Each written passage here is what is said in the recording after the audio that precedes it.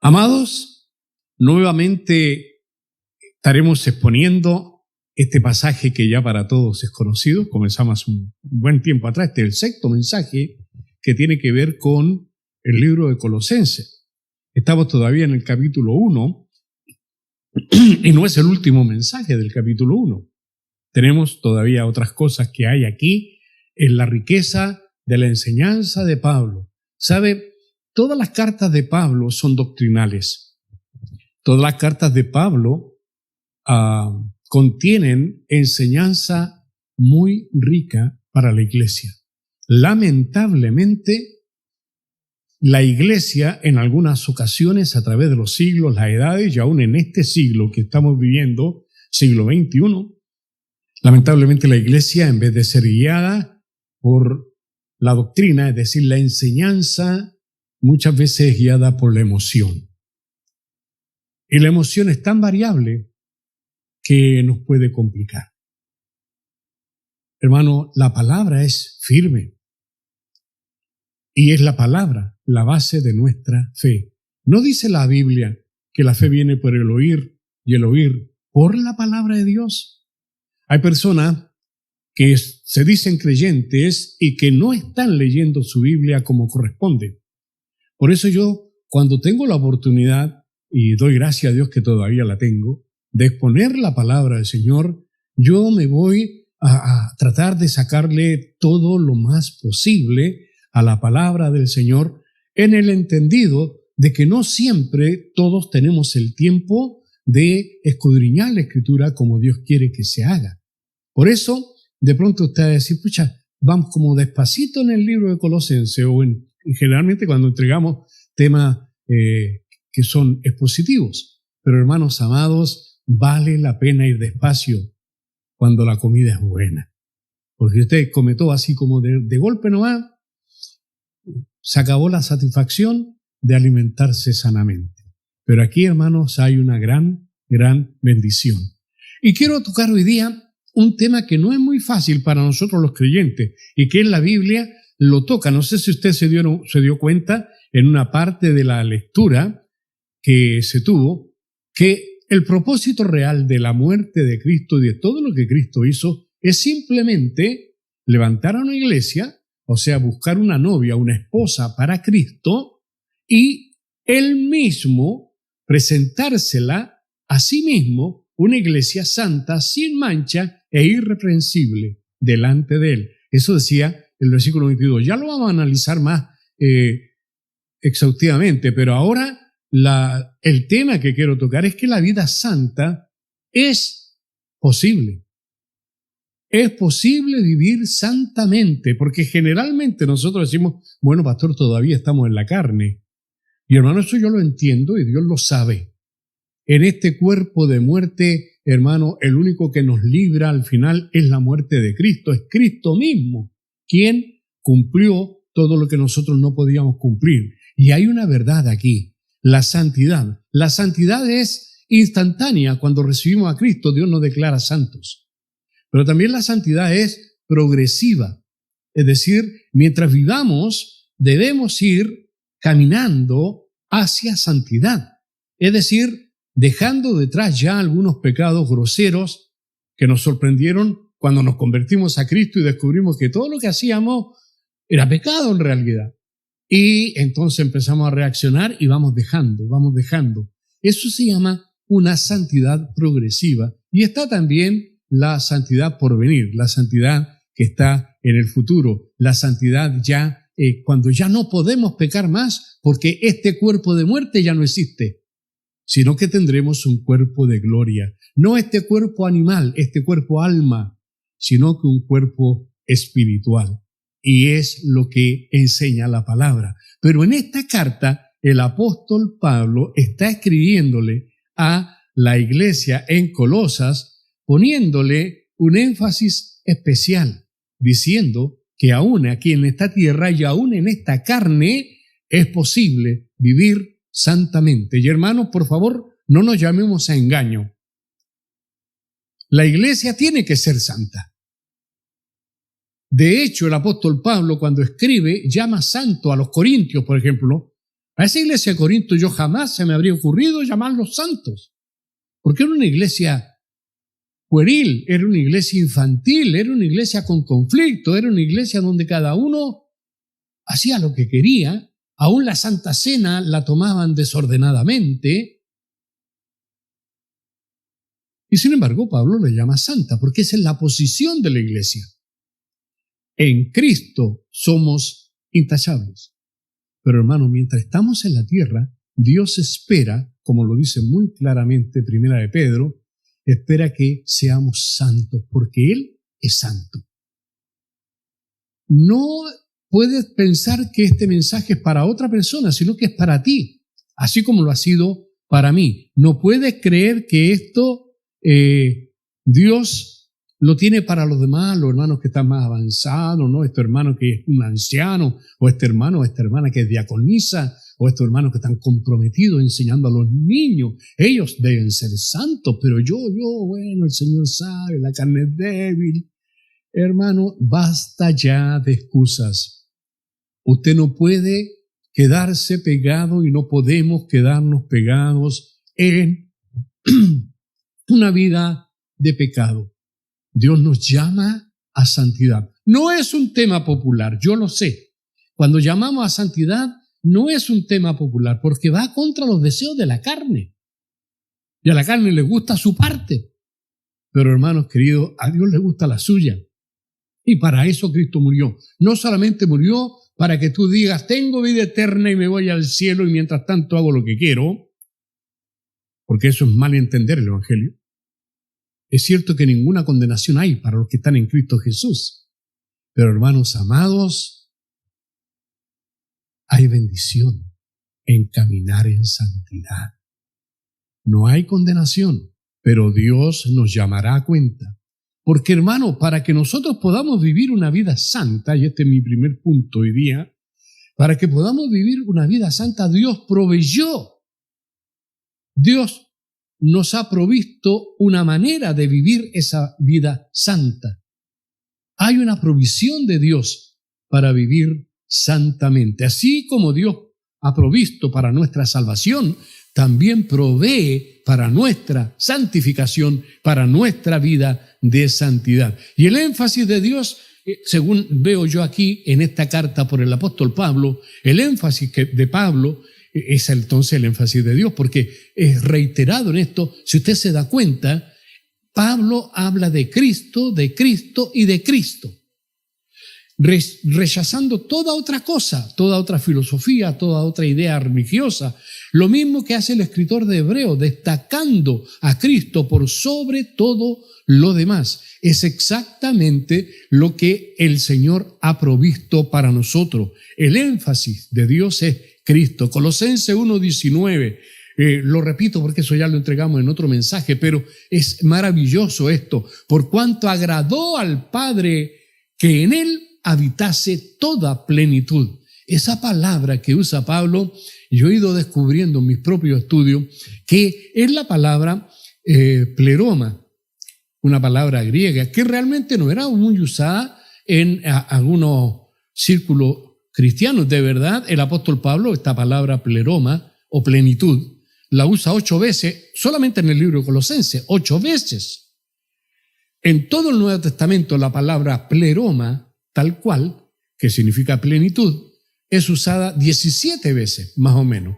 Puedo quedarme en una o en otra, o pasarme. Son 17 veces que aparece la palabra pleroma. Ahora, lo interesante es que los gnósticos, me ha oído usted hablar harto de los gnósticos en esto. Oiga, no se olvide que los gnósticos no están muertos, están muy vivos y están muy activos. El gnosticismo, aún en el día de hoy, solapadamente dentro del cristianismo hay pensamientos gnósticos. Por ejemplo, un libro absolutamente gnóstico, escrito en el siglo IV, algunos dicen siglo III, puede ser, el Evangelio de Judas. El Evangelio de Judas no está en la Biblia, no aparece en la Biblia, no tiene nada que ver con la Biblia. Pero ahí se nos muestra como héroe a Judas, y como una especie de heroína y como un plan nuevo, completo y muy mal entendido, la labor de María Magdalena, supuestamente esposa de Jesús, para algunos otros escritores. que se han hecho ricos con estos temas vendiendo sus novelas. Hermanos queridos, hay una ofensiva para rebajar. Así como el enemigo ha cambiado todo lo que era de Dios, santo, agradable y perfecto, como la sexualidad humana, como la familia humana, como los derechos de los hombres delante de Dios. Todo eso ha cambiado con una mirada ya no bíblica ni divina, sino con una mirada humanista. Hermano, todo eso ha cambiado. Ahora, el enemigo está cambiando también el enfoque del cristianismo. El cristianismo ya no tiene por qué ser un llamado a la santidad. Eso no, pues si no se puede. Dios sabe esto. Así que, ¿qué le vamos a hacer? Hay que hacerlo vivir así nomás y no le hagamos más empeño. Hermano, no es eso lo que dice la Biblia. Tampoco dice que debemos cambiar la mirada como Dios ve las cosas por las miradas modernas que el hombre está teniendo en el día de hoy. No es así. Los gnósticos de ese tiempo usaban esta palabra pleroma, para volver al tema, para referirse a estos intermediarios o demiurgos semidivinos entre Dios y el ser humano. Hermano, eso en el día de hoy está. Hoy día la gente está alabando y adorando al espíritu de los bosques, al espíritu de los ríos, al espíritu de la tierra, la Pachamama. Y hermano, estamos volviendo a un neopaganismo peor que el paganismo, porque el paganismo estaba en la ignorancia. El neopaganismo no está en la ignorancia, el neopaganismo simplemente se sacudió, se sacó de encima este peso que tenían de lo que es el cristianismo, este peso que significaba la voluntad de Dios, se la desechan, la rechazan, dicen no, y siguen su propio camino. Y en vez de adorar al creador del sol, adoran al sol. En vez de crear al creador de la naturaleza, adoran a la naturaleza. Nos hablan de que qué sabia es la naturaleza. No, Señor, qué sabio es el Dios que creó la naturaleza. Pero ahí están. Ese es el neopaganismo. Y esto también tiene raíces que están ahí. Así que, hermano, el mensaje de Colosenses que Pablo está entregando a los colosenses es útil para nosotros aún en el día de hoy. Cuidado, Pablo usa la palabra deliberadamente. Yo, después de estudiar mucho esto, de buscarlo, yo me entretengo con estas cosas. Cuando voy viendo que de otras palabras que podría haber elegido el apóstol Pablo, usó precisamente la que estaba de moda en Colosas: pleroma, plenitud, porque ellos buscaban una plenitud, pero una plenitud sin Dios, o una plenitud con un Dios que no es Dios. Hermanos, mucho cuidado. Usted en el día de hoy va a escuchar en algunas páginas cristianas por ahí, por ejemplo, que el Dios del Antiguo Testamento es malo. El Dios de los judíos, un Dios malo, cruel, mandaba a matar gente, mataban niños, mataban hasta los animales. Era un Dios cruel, malo. Entonces no puede ser el Dios, por ese Dios tiene que haber un Dios mejor. El Dios del Nuevo Testamento es un Dios de amor. Y así que hoy día tenemos que tener un mensaje de amor. Hoy día no podemos condenar el pecado porque no es amor. Hermanos queridos, Dios que ama al hombre condena el pecado, y lo condena de tal manera que la única solución para el pecado es la provisión de Dios en Cristo. Y eso es lo que Pablo está diciendo, y eso es lo que yo quiero decir hoy día a mi iglesia. Eso es lo que le quiero decir a usted, que hay provisión para vivir santamente. Basta ya de mirarte a ti mismo con autosatisfacción, decir, bueno, ¿qué le vamos a hacer? Es tiempo ya de empezar a vivir como Dios quiere. Pablo usó deliberadamente esta palabra para describir la suma total de todos los atributos, o sea, la verdadera plenitud. La plenitud de Dios está solo en Cristo. Por eso usted va a descubrir, y yo lo he puesto en énfasis en todos los mensajes, que Cristo es la imagen misma de Dios, sin lugar a duda. Hermano, tenemos respuesta para aquellos que creen que Cristo no es Dios. Cristo es Dios, con todas las letras, con mayúscula y destacado. Ese es nuestro Cristo. Cristo es Dios hecho hombre, pero plenamente, toda la plenitud de Dios estaba en Él. ¿Cómo lo sabemos? Lo acabamos de leer, versículo 19. Porque en Él habita corporalmente toda la plenitud de la deidad. Está en el versículo 9. El 19, por cuanto agradó al Padre que en Él habitase toda plenitud, sin vuelta, y por medio de Él, ¿de quién? De aquel en quien habita la plenitud de la deidad, por medio de ese reconciliar consigo todas las cosas. ¿Por qué todas las cosas? Hermano, porque cuando el hombre pecó y se separó de Dios, también entró el pecado y entró la contaminación al mundo. Hay una maldición en la tierra, hay una maldición en toda la humanidad, pero ahora en Cristo todas las cosas se reconcilian, las que están en la tierra como las que están en los cielos, haciendo la paz mediante la sangre de su cruz. A propósito de sangre, por ahí he escuchado a algunos que están como que rechazando, que no les gusta que se hable tanto de la sangre de la cruz de Cristo. Hermano, la sangre de Cristo es la única que satisface la santidad de Dios. No nos olvidemos, hermano, estábamos separados de Dios por el pecado. No había ninguna ofrenda aceptable, no había ningún hombre que pudiera satisfacer las demandas que Dios tiene en su naturaleza santa. Dios demandaba que el hombre no fuera pecador. Y no había forma de que el hombre no fuera pecador, por cuanto todos pecaron y están destituidos de la gloria de Dios. Entonces, Dios envió a Cristo, nacido de mujer, nacido bajo la ley. ¿Qué quiere decir eso? Que nació de mujer, es decir, es un ser humano como usted y como yo. Pero Él es como el segundo Adán, nació sin pecado. Porque no intervino ningún hombre en ese nacimiento. El Espíritu de Dios vino sobre María y entonces fue concebido y nació el Verbo, fue hecho carne. Dios envió a Cristo para proveer un sacrificio aceptable por el pecado. Por eso dice nacido bajo la ley también, porque Él cumplió la ley. Nació como todos los hombres, con la exigencia de Dios. Cumple, esta es mi demanda, santidad, esto es lo que quiero, hazlo. Y nosotros no, rebeldes, hermano, y seguimos rebeldes, pero Él ya cumplió. Y en Él, por eso es la fe, hermano, en Él. Usted está en Él, usted es santo en Él. Usted está en Él, entonces usted es salvo por Él.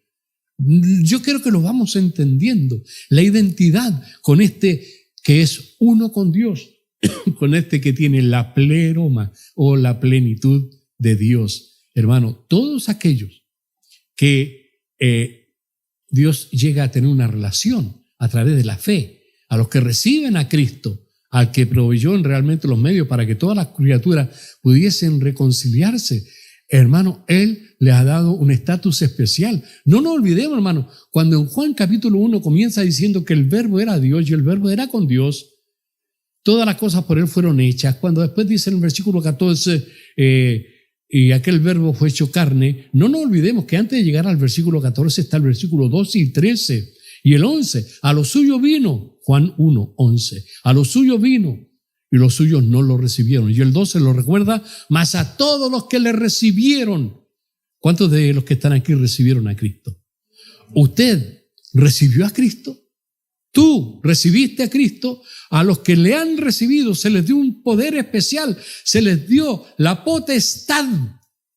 No es algo que usted recibe por correo, es algo que recibe en el mundo espiritual de parte de Dios. Tú, si recibiste a Cristo, tú tienes la potestad de ser un hijo de Dios. Fuiste hecho hijo de Dios y no fuiste engendrado de sangre, ni de carne, ni de voluntad de varón, sino de Dios.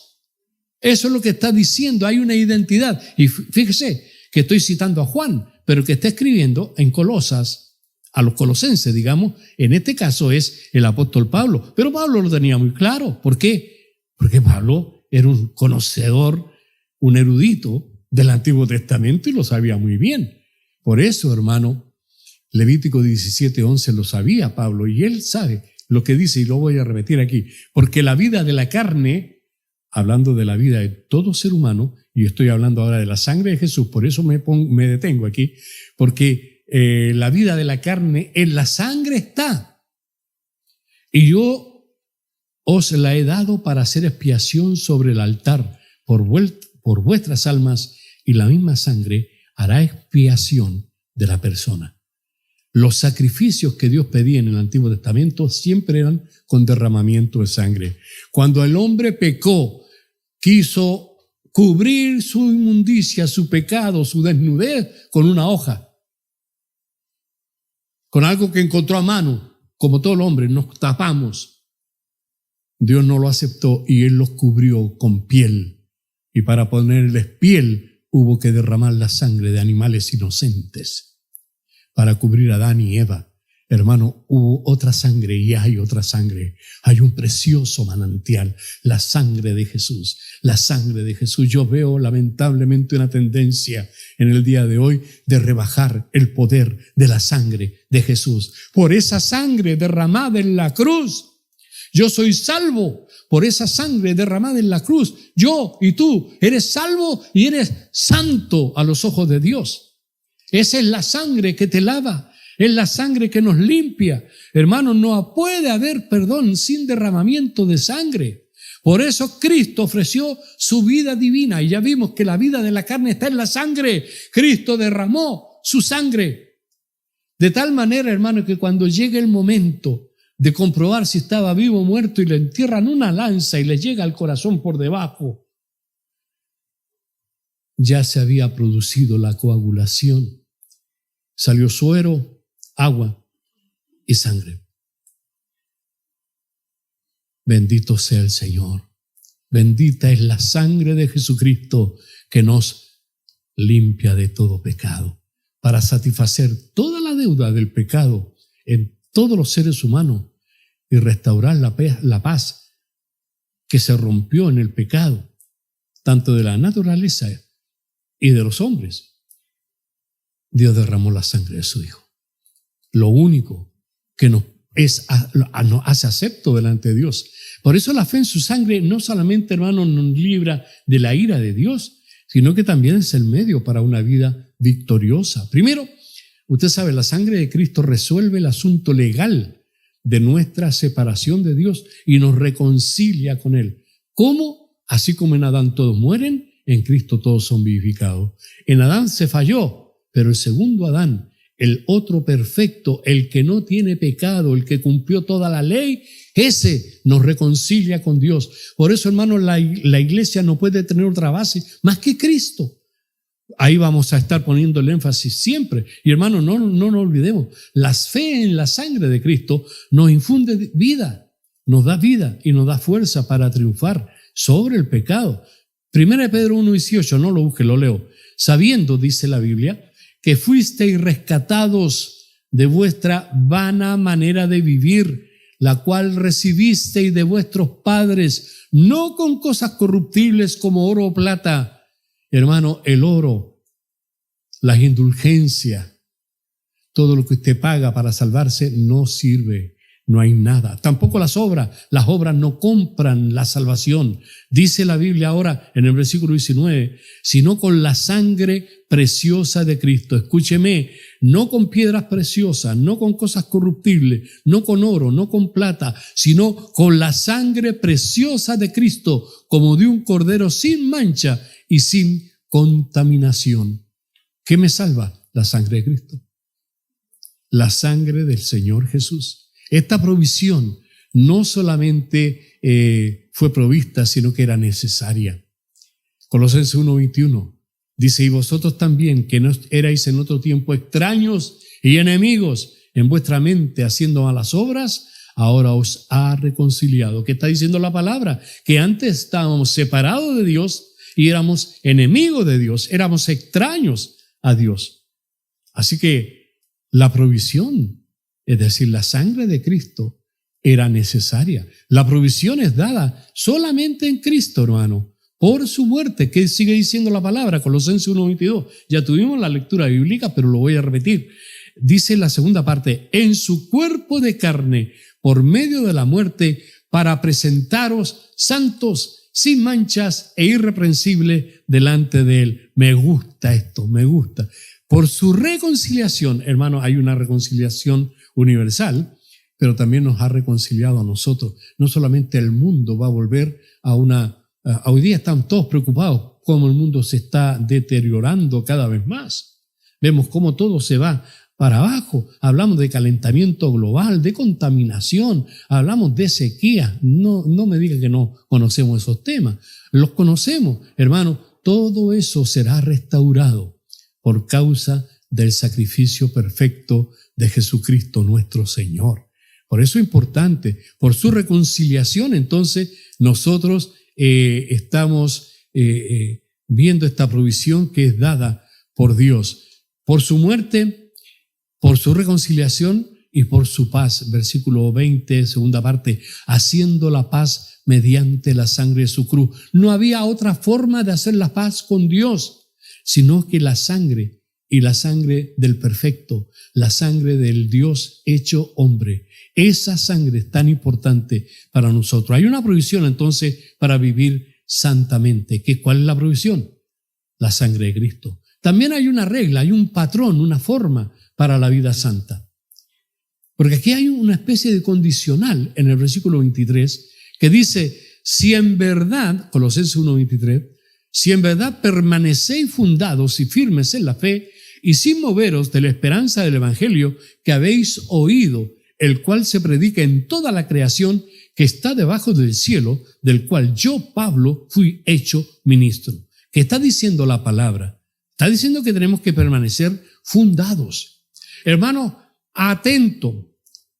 Hay que hacer sonar una sirena. Cuidado con la apostasía. Es más común de lo que usted cree. La única manera de ser salvo, hermano, es creyendo en Cristo, ¿no es cierto? La única manera es creer. Cree en el Señor Jesucristo y serás salvo.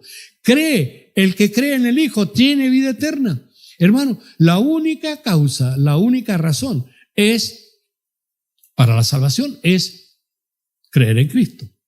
Mira lo que dice el versículo 23. Colosenses 1:23, ya lo acabo de leer, pero quiero poner el énfasis otra vez. Si en verdad permanecéis fundados y firmes en la fe. Yo tengo todos estos beneficios, salvación, santidad y todo, si permanezco fundado y firme en la fe. ¿Qué significa eso? Hermano, Pablo lo explica.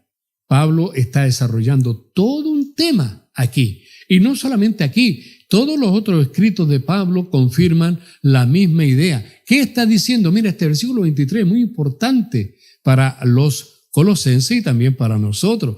Si en verdad permanecéis fundados y firmes en la fe y sin moveros de la esperanza del evangelio que habéis oído. ¿Dónde tengo que estar firme? En el evangelio. ¿Cuál evangelio? ¿Un nuevo evangelio? No, Señor, en el que yo escuché. Bueno, los colosenses lo escucharon de Epafras.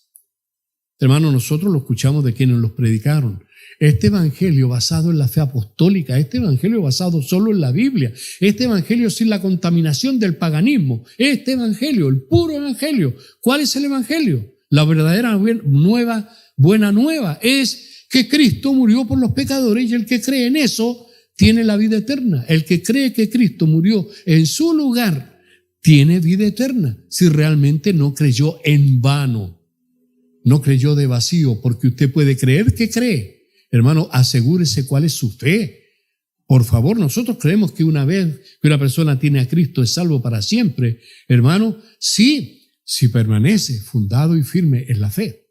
Si no, quiere decir que nunca estuvo fundado, porque el que tiene a Cristo jamás lo va a cambiar por nada, ni por nadie, nada. Si usted dice, yo caminé con el Señor, pero me aburrí y ahora usted nunca conoció al Señor.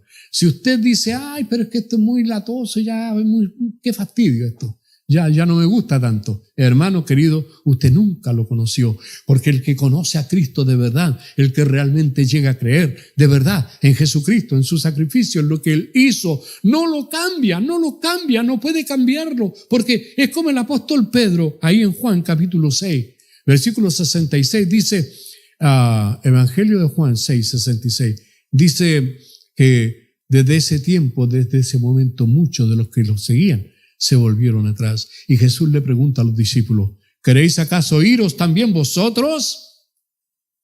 Y ninguno dijo nada, Solo Pedro, que era más impulsivo, pero también bien reflexivo. Pedro dijo, Señor, ¿y a dónde vamos a ir? ¿A quién iremos?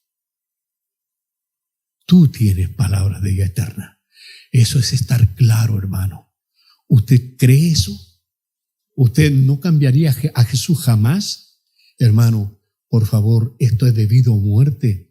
Porque hay muchas personas que se van a sorprender. Ay, pero yo iba a la iglesia. Nadie es salvo por ir a la iglesia, hermano. Ay, pero yo daba ofrenda. Hermano, nadie es salvo por dar la ofrenda. Ay, es que yo daba el diezmo. Nadie es salvo por dar el diezmo. Ay, es que yo trataba de portarme bien. Nadie es salvo por sus obras. Usted es salvo porque cree que Cristo murió por usted. Usted es salvo porque cree que Cristo cumplió la ley que usted no podía cumplir. Y usted cree que Él la cumplió.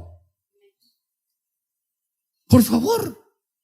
Por eso que parece condicional, pero en realidad no es condicional. Hermano, es que no hay otra manera. Si alguien dice que yo hoy día creo, mañana no sé.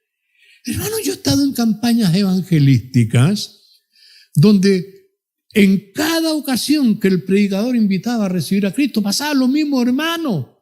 Usted no puede recibir a Cristo 1, 2, 3, 4, 5 veces, hermano. Si usted realmente creyó en Él, usted creyó una vez para siempre. Bueno, sí, que parece como condicional. Presumiendo que permanecéis en esta fe. Eso es lo que está diciendo ese sí. Me encontré con un comentario de un escritor de la Reforma, Juan Calvino, Jean Calvin.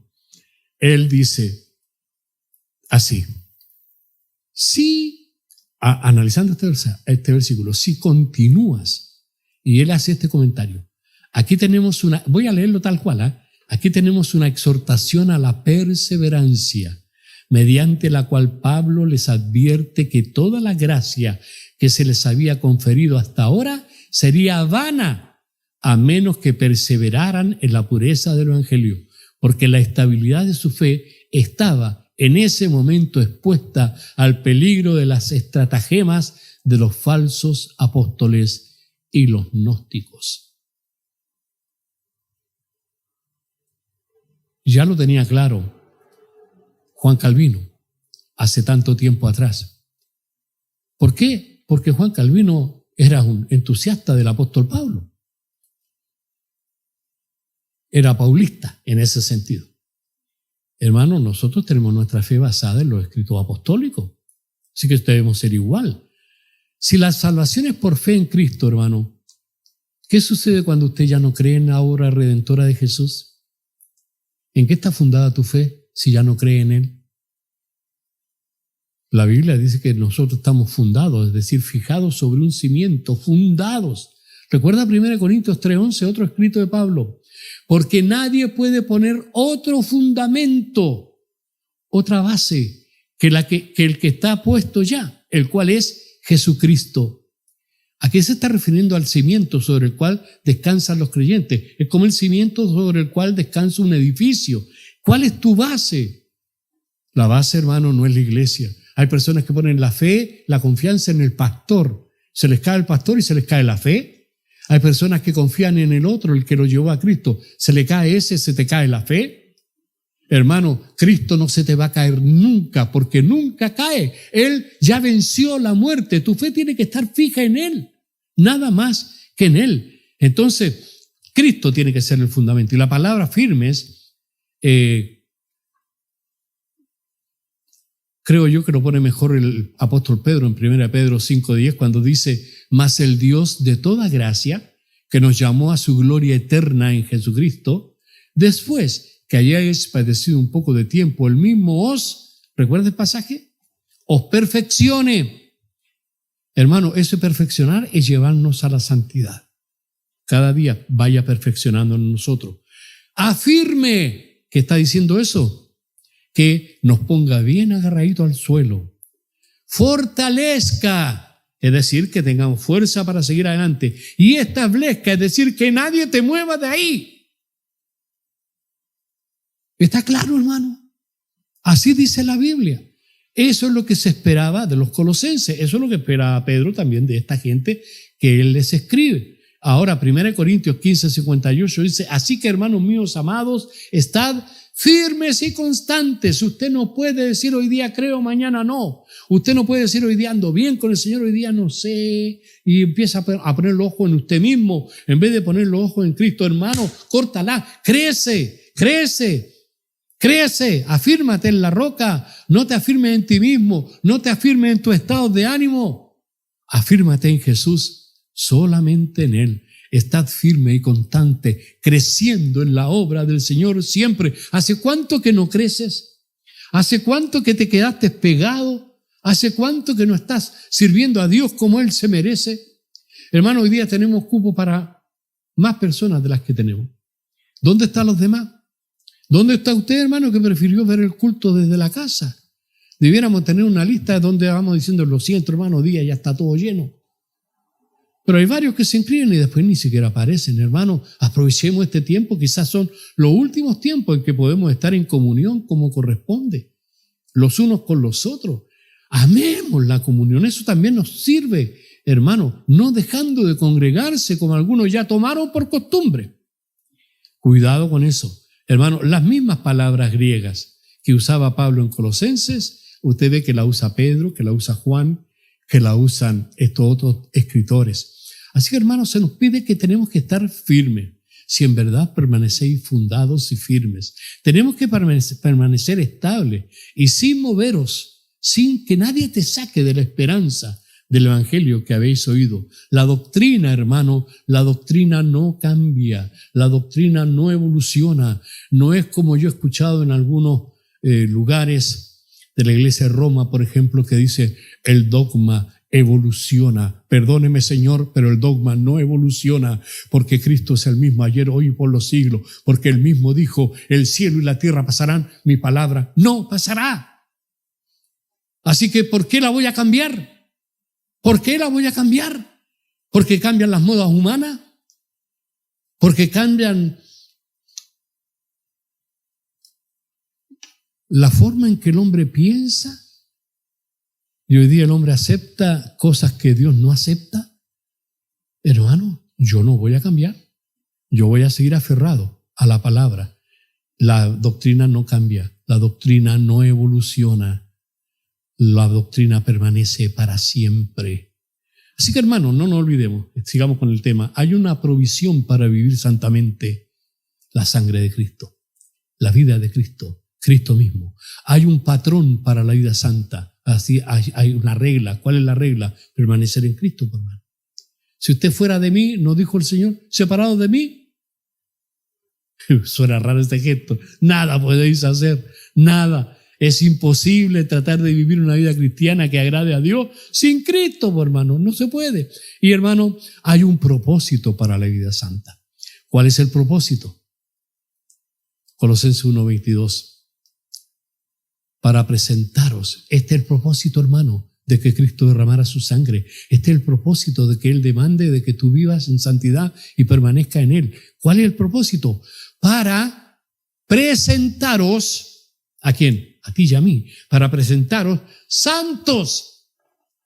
Escúchame, Dios te quiere santo, santo, sin mancha, irreprensible, delante de Él. Para presentaros, es decir, para haceros, para transformarlos en santos. El propósito final de la expiación de Cristo es eso. Mira lo que dice Efesios 5:25. Estoy haciendo curso de matrimonio. 3 personas, 3 parejas están en este tiempo preparándose para el matrimonio. Tenemos una hoy día, Oscar y Javiera. También tenemos a la Valeria y a Franco. Y también tenemos a la otra Javiera, con Felipe. Así que este pasaje lo tengo bien clarito. Efesios 5:25. Dice, maridos, amad a vuestras mujeres así como Cristo amó a la iglesia y se entregó a sí mismo por ella. Versículo 26. Para santificarla, habiéndola purificado por el lavamiento del agua, por la palabra, a fin de presentársela a sí mismo una iglesia gloriosa, que no tuviese mancha, ni arruga, ni cosa semejante, sino que fuese santa y sin mancha. Hermano, ¿qué es lo que está haciendo el Señor? Está preparando a su iglesia para su matrimonio. La está vistiendo de lino fino. ¿Te imaginas? Tú eres parte de esto, hermano, hermana. Positivamente en relación con Dios, te quiere sin mancha, irreprensible. ¿Sabes lo que significa irreprensible? No dice impecable, irreprensible. Irreprensible significa que nadie puede acusarte porque no tiene de qué acusarte.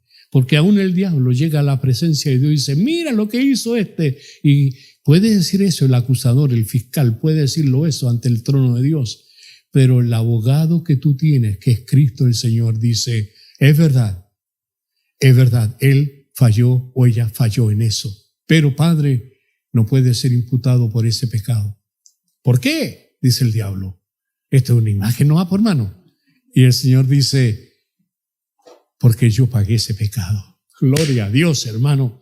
Él pagó todo. Él lo hizo. Él me quiere sin mancha, irreprensible. Ninguna hueste del mal, ninguna persona puede decir, tú mira lo que hiciste, porque tienen toda la razón. Es lo que hicimos, pero Cristo lo pagó. Así que no somos imputables. Ya fue pagado por nuestro bendito Salvador. Así que, hermano, no hay ningún motivo. Eso significa irreprensible, que no hay motivo, no hay causa para que me presenten causa delante de mí ante algún tribunal de justicia. Eso es lo que Cristo está haciendo con su iglesia. Eso es lo que Él hace y eso es lo que espera de nosotros. Por eso Cristo, le pongo otro versículo, 1 Corintios 1:30, mas por Él estáis vosotros en Cristo Jesús, el cual nos ha sido hecho por Dios sabiduría, justificación, santificación y redención. No una santificación solamente progresiva, hermano. Lo que estoy pidiendo ahora, o sea, gradualmente vamos venciendo lo que es la maldad y vamos siendo más santos, sino que también hay una santificación perfecta y eterna que Cristo quiere lograr con su iglesia. ¿Para qué?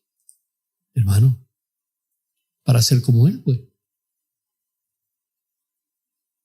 Como dice 1 Pedro 1:15, sino como aquel que os llamó es santo, sed también vosotros santos en toda vuestra manera de vivir. Hermano, tengo que traducir esto al castellano.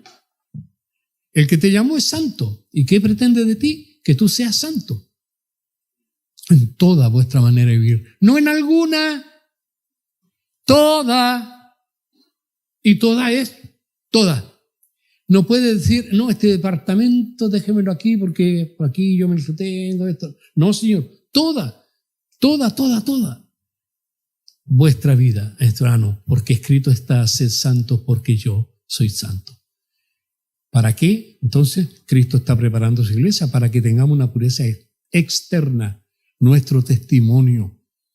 Los de afuera puedan ver una pureza interna y una pureza externa. La externa es el testimonio que tenemos. Hechos 1:8, pero recibiréis poder cuando haya venido sobre vosotros el Espíritu Santo y me seréis testigos. ¿Quién nos da la capacidad de ser testigos limpios? El Espíritu Santo. Y hermano, ¿el Espíritu es cuánto? Gloria a Dios, santo, santo. El Espíritu de Dios es santo. Entonces tú tienes que ser un testigo santo. Me seréis testigos santos en Jerusalén, me seréis testigos santos en toda Judea, me seréis testigos santos en Samaria y me seréis testigos santos hasta lo último en la tierra. Bueno, para terminar, concluyo con algunos consejos o reflexiones. Primero para mis hermanos creyentes. Como ya vimos, cuidado con la apostasía. Tienes que estar firme en tu fe. La salvación tiene como requisito creer en Cristo, en su obra de salvación. Si tú llegas a cambiar a Cristo por otras doctrinas, en realidad te desligas de Cristo. Y desligarse quiere decir que te desataste de Él. ¿No lo dice así el mismo apóstol Pablo en Gálatas 5:4? De Cristo desligasteis, desamarrasteis, desanudasteis. De Cristo los que por la ley os justificáis. De la gracia habéis caído. No caigas nunca de la gracia. Eres salvo por gracia. Sigue adelante. No te olvides, hermano creyente, eres llamado a santidad. Que tu vida muestre la santidad de Cristo. No escucho ningún amén, pero debiera ser. Y sé, para este momento sublime te salvó y santificó Jesús. Este momento sublime está en Apocalipsis 19:17. Y voy a terminar con esto, las bodas del Cordero. Así dice Apocalipsis 19:17 y el 18 también dice: gocémonos y alegrémonos y démosle gloria, porque han llegado las bodas del Cordero y su esposa se ha preparado. Tú eres la esposa, hermana, hermano. Somos la esposa, somos la iglesia. Y a ella, dice el versículo 18, se le ha concedido que se vista de lino fino, limpio y resplandeciente, porque el lino fino es las acciones justas de los santos. ¿Qué es el lino fino? Es la santidad de Cristo en nosotros. Hermano, antes de terminar, quiero hacer una comparación última para que nos quede claro. En la Biblia hay dos mujeres. Usted sabe que cada vez que en lenguaje profético aparece una mujer, o se trata de Israel o se trata de la iglesia. En este caso está hablando de la iglesia. La esposa del Cordero es la iglesia. Pero hay una que se hace pasar por la esposa del Cordero, por la iglesia verdadera, que está vestida de una manera bien diferente, fíjese. También está en Apocalipsis. Estoy citando Apocalipsis 19, 2 capítulos anteriores. Capítulo 17, versículo 4, nos habla de otra mujer. Y dice: y la mujer estaba vestida de púrpura y escarlata, y adornada de oro, de piedras preciosas y de perlas, y tenía en la mano un cáliz de oro. Asocie qué iglesia puede ser. Llena de abominaciones y de la inmundicia de su fornicación. Y en su frente un nombre escrito, un misterio: Babilonia la grande, la madre de las rameras y de las abominaciones de la tierra. Vi a la mujer ebria de la sangre de los santos y de la sangre de los mártires de Jesús, y cuando la vi quedé asombrado con gran asombro. No podía ser de otra manera. Ve a alguien que supuestamente es la esposa del Cordero, vestida con toda magnificencia mundana, sin embargo llena de la sangre de los seguidores de Jesús. Hay una iglesia que está llena de sangre. Hermano, mira, compara una iglesia vestida con todo lo que el mundo da, con todo el poder que el mundo te da, y otra vestida simplemente de lino fino, la cosa más sencilla que hay, absolutamente de blanco, sin ningún adorno. Pura es la iglesia de Cristo. Por eso me encanta esto. Versículo 19, vuelvo ahora. Y a ella se le ha concedido que se vista de lino fino, limpio y resplandeciente, porque el lino fino es las acciones justas de los santos. ¡Qué contraste! Una iglesia llena de magnificencia humana y la otra llena de sencillez, pureza y santidad. Para ti, creyente, algún día estarás en eso, con esa vestidura de lino fino, para desposarte con tu Cristo. Y a usted, que no es creyente, también, para concluir, ¿te has reconciliado con Dios como pide Colosenses? ¿Crees en la obra perfecta de Cristo? Él murió para salvarte y hacerte parte de su iglesia. Eso dice la palabra. Lo único que tienes que hacer es creer. ¿Hasta cuándo dudas en tu corazón? ¿Hasta cuándo dices, sí, quizás, tal vez? Yo hoy día te hago solemnemente una invitación a creer ya en Cristo, definitivamente, porque el tiempo se acorta. Dice la Biblia en Juan 3:17. Conocemos Juan 3:16. Porque de tal manera amó Dios al mundo que ha dado a su Hijo unigénito para que todo aquel que en él crea no se pierda, mas tenga vida eterna. Pero dice el versículo 17 después, porque no envió Dios a su Hijo al mundo para condenar al mundo. Dios no quiere condenarte, sino para que el mundo sea salvo por él. Dios quiere salvarte. Versículo 18, el que cree, porque el que en él cree, eso es lo que dice, el que en él cree no es condenado, pero el que no cree ya ha sido condenado, porque no ha creído en el nombre del unigénito Hijo de Dios. Y esta es la condenación, que la luz vino al mundo y los hombres amaron más las tinieblas que la luz, porque sus obras eran malas. Vas a seguir amando tus tinieblas. Ven a la luz, ven a Cristo. Y usted, hermano, firme, ponte el vestido de lino fino, por fe, porque ya lo tendrás en la vida real, por la gracia de Cristo. Vamos a orar. Amado Padre, en el nombre de Jesús, adoro tu nombre, porque yo me siento plenamente identificado en esta realidad, Señor.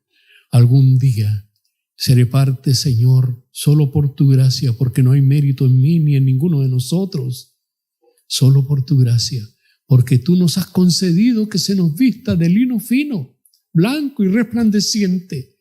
Oh, cuánto sueño con ese día. Oh, Señor Jesús, ven por tu iglesia, ven, Señor, ven, Señor. No queremos más carga. Luchamos contra el pecado, luchamos contra la enfermedad, contra la injusticia, la maldad. Nos agobia. Ven, Señor, y dale la oportunidad a los que no te conocen. Todavía es tiempo que vengan a ti, Señor. Que esta tu palabra traiga fruto a nuestros corazones. Te lo ruego en el nombre bendito de Jesús. Amén, Señor. Amén y amén. Gracias, Padre. Amén. El que tiene oídos, oiga. Que Dios le bendiga.